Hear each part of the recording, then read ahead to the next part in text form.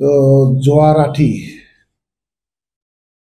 প্ৰায় 12:30-1টামান বজাত যিটো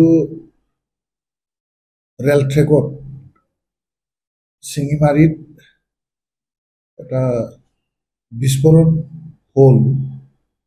এই বিস্ফোৰণ ঘটনাটো আমি প্ৰথমেই নিন্দা কৰিছোঁ আৰু গৰিহণাযোগ্য আমাৰ দলীয়ভাৱে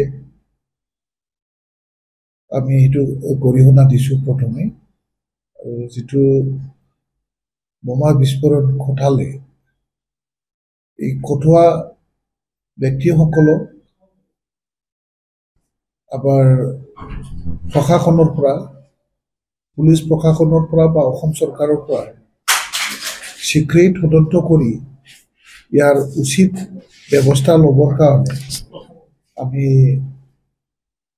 দাবী জনাইছোঁ আৰু আশা ৰাখিছোঁ খুব কম সময়ৰ ভিতৰতে ইয়াৰ জড়িত থকা বা কোনে ইয়াৰ লগত জড়িত আছে এইটো চিনাক্ত হ'ব আৰু ইয়াৰ উচিত শাস্তিৰ ব্যৱস্থা নিশ্চয় কৰিব বুলি আমি আশা ৰাখিছোঁ।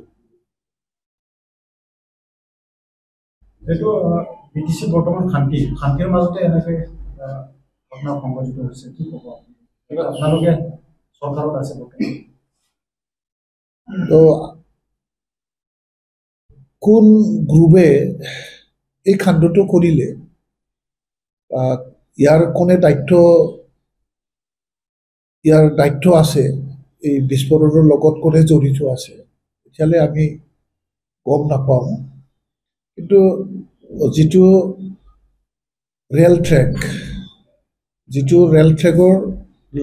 ট্ৰেকত আমাৰ বহুতো যাত্ৰী জীৱন বা যাত্ৰীসকলৰ জীৱন নিৰাপত্তাৰ কথা থাকে, তাত তেনেকুৱা বিস্ফোৰণ কথাটো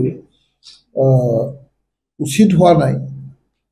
যিয়ে নহওক এই ঘটনাৰ লগত নিশ্চয় কিবা এটা উদ্দেশ্য থাকিব।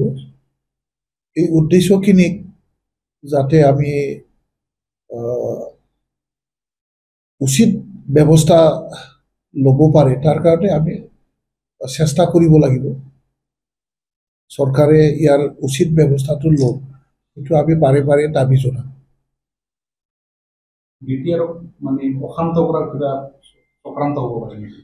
এইটো অকল বিটিচি বুলি নহয়, গোটেই অসমতেই ইয়াৰ অশান্তি সৃষ্টি কৰাৰ এটা পৰিকল্পনা বুলি আমি ভাবোঁ। জাগাখন কোকৰাঝাৰ হ'ব পাৰে বা চালাকাটি হ'ব পাৰে, অকল ইয়াৰ ইম্পেক্টটো